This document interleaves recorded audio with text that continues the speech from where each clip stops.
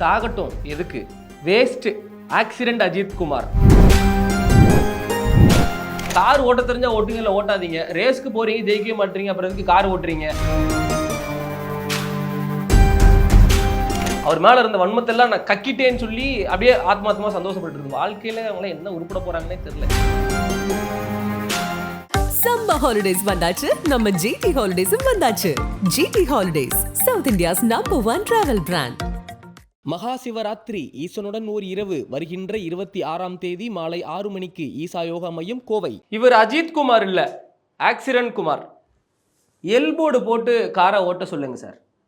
Ajith, go to driving school, try some other games. உங்களுக்கு car ஓட்ட தெரியல, சாகட்டும் எதுக்கு? வேஸ்ட். ஆக்சிடென்ட் அஜித் குமார்.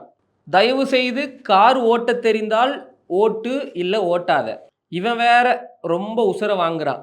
எப்போ பார்த்தாலும் ஆக்சிடென்ட் குமார். வயசான காலத்தில் ஏன் இப்படி சொன்னால் யாரு கேட்குறா? இதெல்லாம் நான் படித்தது வந்து கொஞ்சம் கமெண்ட்ஸ் தாங்க. இது மாதிரி எக்கச்சக்கமாக ஒரு வீடியோக்கு கீழேயும் கமெண்ட்ஸை பார்த்தீங்க அப்படின்னா, கமெண்ட்ஸ் இல்லை, லிட்ரலி அது வந்து வன்மம். எதுக்கு இன்னொருத்தவங்களோட வேலையில், இன்னொருத்தவங்களோட ஒரு முயற்சியில், இன்னொருத்தவங்களோட ஒரு பேஷன் ப்ரொஃபஷனில் அவங்கள திட்டி கேவலமாக பேசி சாகட்டும் வரைக்கும் கொஞ்சம் எக்ஸ்ட்ரீம் லெவலில் பேசி அதில் என்ன ஆனந்தம் கிடைக்கிது அப்படிங்கிறது தெரியல. இன்னொருத்தவங்களோட வளர்ச்சியில் அதை தப்பாக பேசி என்ன ஆனந்தம் கிடைக்கிது அப்படிங்கிறது தெரியல. அந்த ஆனந்தம் எந்த அளவுக்கு அவங்க இது பண்ணிக்கிறாங்க அப்படின்னா ரொம்ப எக்ஸ்ட்ரீமாக போகிறாங்க. ஏன்னா இப்போ இப்படி திட்டிருக்கிறாங்கல்ல, இவ்வளோ கமெண்ட் போட்டிருக்கிறாங்கல்ல, இவங்க எல்லாத்துக்குமே அஜித் சார் எதுவுமே பண்ணதில்லை. அவரும் நடிக்கிறாரு, குடும்பத்தை பார்க்குறாரு, அவருக்கு கார் ஓட்ட பிடிக்குது, பைக் ஓட்ட பிடிக்குது, அவர் வேலையை கரெக்டாக பார்த்துட்டு இருக்காரு. அவர் வேலையை இவங்க கிண்டல் பண்ணி இவ்வளோ நாராசமாக பேசி அவங்களுக்கு என்ன கிடைக்கிது அப்படிங்கிறது தெரியல. ஸோ இது 2 நாள் ஆச்சு அஜித் சார் ஆக்சிடென்ட் ஆகி 2 நாள் ஆச்சு. இந்த கமெண்ட்ஸ் எல்லாம் பார்த்துட்டு ஒரு வீடியோ ஒன்று மேக் பண்ணலாமே அப்படிங்கிறதுக்காக தான் இந்த வீடியோ. ஏன்னா ரொம்ப ஒரு மாதிரி கஷ்டமாக இருக்குது. நம்ம எல்லாத்தையுமே அஃப்கோர்ஸ் கண்டிப்பாக அஜித் சார் அப்படிங்கிறது ஒரு பிடிக்கும். படத்தில் பார்த்து செலிப்ரேட் பண்ணுற ஒன்று, அவரோட பேஷன் பார்த்து செலிப்ரேட் பண்ணுற ஒன்று, அவரோட ரியல் லைஃப் பார்த்து நம்ம பயங்கரமாக செலிப்ரேட் பண்ணுற ஒன்று. இவர் மாதிரி இருக்கணும்ப்பா அப்படின்னு சொல்லி நிறைய பேர் ரோல் மாடலாலாம் எடுத்து இருக்கக்கூடிய ஒரு மனிதருக்கு இன்னமும் அதான் இப்பேற்பட்ட நிலையில் இருக்கிற ஒரு மனிதருக்குமே இவ்வளோ நெகட்டிவ் கமெண்ட்ஸ் அவ்வளோ பறக்க விடுறாங்க. கார் ஓட்ட தெரிஞ்சா ஓட்டுங்க, இல்லை ஓட்டாதீங்க. ரேஸ்க்கு போகிறீங்க, ஜெயிக்கவே மாட்டீங்க, அப்புறம் எதுக்கு கார் ஓட்டுறீங்க அப்படிங்கிற மாதிரிலாம் கேட்குறாங்க. லாஸ்ட் ரேசிங் மேட்ச் அவர் பார்க்கலன்னு நினைக்கல. துபாயில் நடந்துச்சுல 24 சீரியஸ் 3rd ப்ரைஸ் அடிச்சார். அந்த மேட்ச்லாம் அவங்களாம் பார்க்கலன்னு நினைக்கிறேன். கார் ரேஸ்னால் என்னென்னே தெரியாதவங்க இவங்கெல்லாம். அதுதான் கார் ஓட்டுனா என்னென்ன நடக்கும், அதுக்கு எவ்வளோ ப்ரிப்பேராக இருக்கணும் அப்படிங்கிறதுலாம் எதுவுமே தெரியாமல் சும்மா ஊரில் பொட்டல் காட்டில் சுற்றிக்கிட்டு இருக்கிறவங்கலாம் வந்து மொபைலை பார்த்து பாத்ரூமில் உட்காந்துட்டு படுக்கறையில் உட்காந்துட்டு கமெண்ட்டை மட்டும் போட்டுட்டு சந்தோஷப்பட்டு, அப்பா நான் திட்டேன், அவர் மேலே இருந்த வன்மத்தெல்லாம் நான் கக்கிட்டேன்னு சொல்லி அப்படியே ஆத்மாத்மா சந்தோஷப்பட்டு இருக்கு. வாழ்க்கையில் அவங்கள என்ன உருப்பட போகிறாங்கன்னே தெரில. ஏன் எதுக்கு இவ்வளோ இதெல்லாம் வன்மத்தை கக்கணும்னு அவசியமே கிடையாது. வேலையை பாருங்கள். அவர் வேலையை பார்க்குறாரா, நீங்கள் உங்கள் வேலையை பாருங்கள் ப்ரோ அப்படிங்கிறதுக்காக தான் இந்த ஒரு வீடியோ. சரி, இந்த வீடியோவில் வந்து நம்ம 2 விஷயத்தை பார்க்கலாம். ஒன்று, அஜித் சாருக்கு நடந்த அனதர் ஆக்சிடென்ட் பற்றி நம்ம பார்க்க போகிறோம். அதுக்கப்புறம் குட் பேட் அக்லியில் த்ரிஷா மேம் ரம்யா அப்படிங்கிற ஒரு ரோல் ப்ளே பண்ணுறாங்க, அதை பார்க்க போகிறோம். அதை விட முக்கியமாக ஜிவி சொன்ன மாதிரி மரண மாதம் தேட்டர் தெரிக்க போகுது மியூசிக்கை கேட்டு அப்படிங்கிற மாதிரி நம்ம த்ரிஷா மேமுக்கு போட்டிருக்கிற பிஜிஎம்மே அவ்வளோ மாசாக இருக்குது. அஜித் சாரோட என்ட்ரிக்கெலாம் எப்படி இருக்க போகுது அப்படிங்கிற எல்லாத்த பற்றியும் இந்த வீடியோவில் பார்த்துடலாம். ஃபஸ்ட்டு இந்த ஆக்சிடென்ட் அஜித் சாருக்கு இது வந்து புதுசாக நடக்கிற ஆக்சிடென்ட் இல்லைங்க. இதுக்கு முன்னாடி ஒரு ஆக்சிடென்ட், அந்த துபாயில் நடந்த ப்ராக்டிஸ் மேட்ச்சில், அதுக்கு முன்னாடி விடாமுயற்சியில் ஒரு ஆக்சிடென்ட், அதுக்கு முன்னாடி வலிமையில் ஒரு பைக் ஆக்சிடென்ட், அதுக்கு முன்னாடி ஒரு ஆக்சிடென்ட், அதுக்கு முன்னாடி ஒரு ஆக்சிடென்ட், அதுக்கு முன்னாடி ஒரு ஆக்சிடென்ட்னு அஜித் சார் அவர் வாழ்க்கையில் பார்க்காத ஆக்சிடென்ட்டே கிடையாது.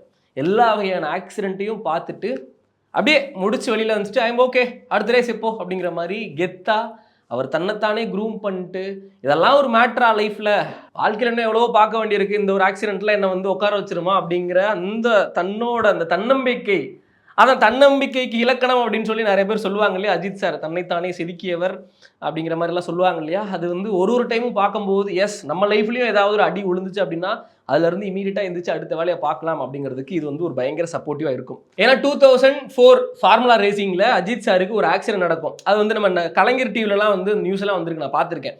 என்னன்னு வரும்னா, நூலிலையில் உயிர் தப்பிய அஜித் குமார் அப்படிங்கிற மாதிரி சொல்லுவாங்க. ஏன்னா அஜித் சாரோட கார் இப்படி போயிட்டு இருக்கு, இப்படி ஏறி வந்து ஒரு கார் நங்குன்னு மேலே குத்தும்.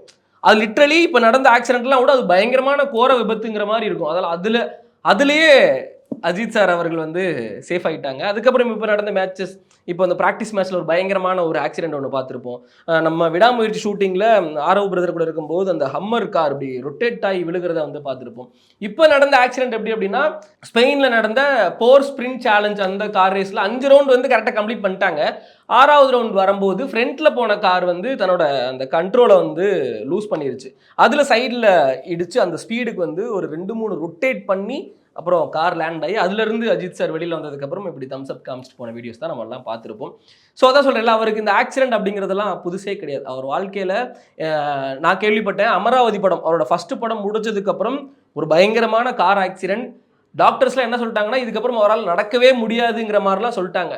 ஆனாலுமே அந்த ஆக்சிடெண்ட்லேருந்து எந்திரிச்சு வந்து அவரே ரெடி பண்ணி படத்தில் நடித்து இன்னைக்கு king of opening, ultimate star, Thala, AK, இன்னும் எக்கச்சக்கமான பேர்லாம் அவருக்கு வந்து ஏரியாலெல்லாம் வந்து வச்சுருக்குறாங்க.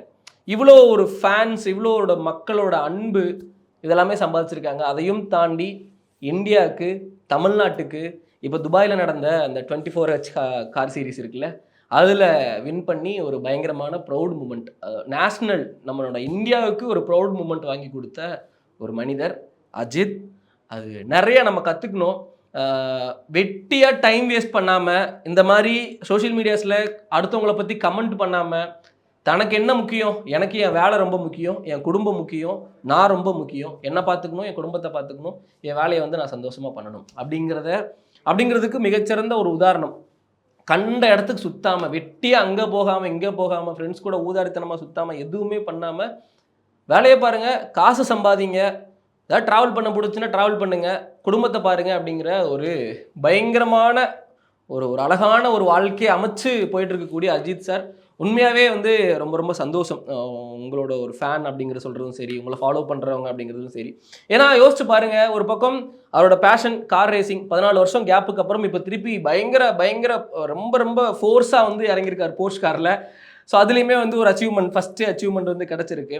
ஒரு பக்கம் அவரோட பேஷன் கரெக்டாக போயிட்டுருக்கா, இன்னொரு பக்கம் பேக் டு பேக் மூவிஸ், விடாமுயற்சி அப்படிங்கிற ஒரு பயங்கர சக்ஸஸ்ஃபுல் மூவி கொடுத்ததுக்கப்புறம் அப்புறம் ஏப்ரலில் வருது குட் பேட் அக்லி அப்படிங்கிற மாதிரி. இதில் ஒரு மாதிரியான அஜித் சார் நம்ம பார்த்துட்டோம். ஒரு மாதிரி ரொம்ப மெச்சூராக, ஒரு குடும்பத்துக்கு ஏற்ற ஒரு ஹஸ்பண்ட் எப்படி இருக்கணும், தன்னை வேண்டான்னு சொல்கிற ஒரு மனைவி கிட்ட ஹஸ்பண்ட் எப்படி நடந்துக்கணும், அந்த மனைவி காணாமல் போச்சுன்னா தன் உயிரே போனாலும், தன் காசு தான் ஜீரோ ஆனாலும் அவங்களுக்காக எல்லாமே பண்ணணும், ஏன்னா அவங்கள லவ் பண்ணுறாங்க அப்படிங்கிற ஒரு அஜித் சாரை நம்ம பார்த்துட்டோம். குட் பேட் அக்லியில் அதுக்கு கம்ப்ளீட் கான்ட்ராஸ்ட்டாக வேற ஒரு அஜித் சாரை பார்க்க போகிறோம். அது முழுக்க ஃபேன் பாய் சம்பவமாக இருக்க போகுது. ஆதிக் ரவிச்சந்திரன் விடமாட்டார். ஜிவி அவரே சொல்லியிருக்காரு இல்லையா, 19 வருஷம் கனவு அஜித் சாருக்கு மியூசிக் போடணுங்கிறது, அது ஃபைனலி நடந்துருச்சு. அது வேறு நடக்க போகுது. த்ரிஷா மேம் ரம்யாங்கிற ஒரு ரோல் பண்ணுறாங்க அப்படிங்கிற ஒரு வீடியோவுமே வந்து ரிலீஸ் ஆச்சு. பார்த்தோன்னே another Trisha combo, Ajith sir Trisha combo அப்படிங்கிற மாதிரி ரொம்ப ஜாலியாக இருக்குங்க. ஏன்னா இந்த வருஷம் ஆரம்பித்ததுலேருந்து அஜித் சாரோட அப்டேட் மலைகள் வந்து கொளுத்திக்கிட்டு இருக்காரு அப்படின்னு தான் வந்து சொல்லணும். பேக் டு பேக் ரேசிங்கில் ஒரு பக்கம் அஜித் சாரை பார்த்து செலிப்ரேட் பண்ணுறோம், மூவிஸில் பார்த்து செலிப்ரேட் பண்ணுறோம். இதெல்லாம் பார்க்கும்போது ரொம்ப ரொம்ப சந்தோஷமாக இருக்குது. அதுக்கிடையில் இந்த மாதிரி கமெண்ட்ஸ் பார்க்கும்போது தான் கொஞ்சம் வருத்தமாக இருக்குது. சரி, அஜித் சார் இதை பெருசாக கண்டுக்க போகிறதில்ல, கண்டிப்பாக இந்த கமெண்ட்ஸை பற்றி அவர் ஒரி பண்ண போகிறதே கிடையாது. கண்டிப்பாக அதை அவர் காதுக்கே போனாலும் விட்டுருங்க, அதை அவங்க பாவம், அவங்களுக்கு கை இருக்குது, வாய் இருக்குது, பேசுகிறாங்க, அது என்ன மனநிலையில் இருக்காங்கன்னு தெரியாதுன்னு விட்டுருங்கன்னா அவர் லெஃப்ட் ஹேண்டில் டீல் பண்ணிட்டு போயிடுவார் தான்.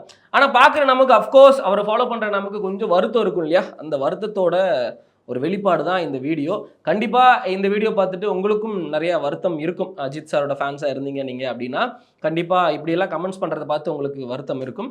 அஜித் சார் சொல்கிற வழியிலே சொல்லிடுவோமே, பேசுகிறவன் பேசிட்டு போகிறான், தூத்துறவன் தூத்திட்டு போகிறான், நம்ம உண்டு நம்ம வேலை உண்டுன்னு போயிடுவோம் அப்படிங்கிற மாதிரி தான் இருக்குது. ஸோ அந்த மாதிரி நெகட்டிவாக கமெண்ட் பண்ணுற உங்களுக்கு நான் ஒரு பிரதராக என்ன வேண்டுகோள் வைக்கிறேன் அப்படின்னா, நீங்கள் எந்த அளவுக்கு அடுத்தவங்க மேலே நெகட்டிவ் ஸ்ப்ரெட் பண்ணிகிட்டே இருக்கீங்களோ அந்த அளவுக்கு நீங்களுமே வந்து ஒரு நெகட்டிவான பர்சனாக வந்து மாறிக்கிட்டே இருப்பீங்க. உங்கள் மனசுக்குள்ளே பாசிட்டிவ், ஒருத்தர் ஒரு செயல் பண்ணுறாரு அதை பாராட்டணுங்கிற ஒரு எண்ணம் வந்தால் தான், ஒரு பாசிட்டிவிட்டி வந்தால் தான் நீங்கள் பாசிட்டிவாக இருப்பீங்க. உங்கள் லைஃப் போகிற வே வந்து பாசிட்டிவாக இருக்கும். அவனை எனக்கு பொறாமல் அவனை பற்றி கண்டதை பேசினா தான் என் வந்து ஆத்மா திருப்தி அடையும். அவனை பற்றி பொறாமல் நீ பேசினா தான் வந்து நான் நிம்மதியாக தூங்குவேன்றீங்கன்னா உங்கள் வாழ்க்கையும் கண்டிப்பாக நெகட்டிவாக தப்பான வழியில் தான் போகும் பிரதர்ஸ்.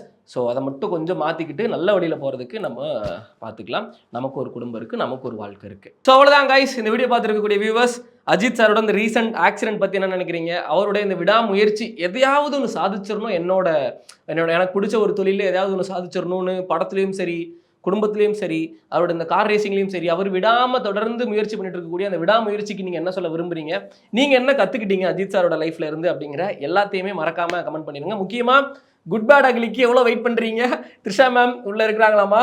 ஜிவி அவரோட மியூசிக் பற்றி எல்லாத்த பற்றியும் மறக்காமல் கமெண்ட் பண்ணிடுங்க. ஏப்ரல் மாதம் தெறிக்க விடுறோம், செலிப்ரேட் பண்ணுறோம், கொண்டாடுறோம், கொளுத்துறோம். சம்மர் ஹாலிடேஸ் வந்தாச்சு, நம்ம ஜிடி ஹாலிடேஸும் வந்தாச்சு. GT holidays, south India's #1 travel brand. Maha Shivaratri ஈசனுடன் ஓர் இரவு வருகின்ற 26ஆம் தேதி மாலை 6 மணிக்கு ஈசா யோகா மையம், கோவை.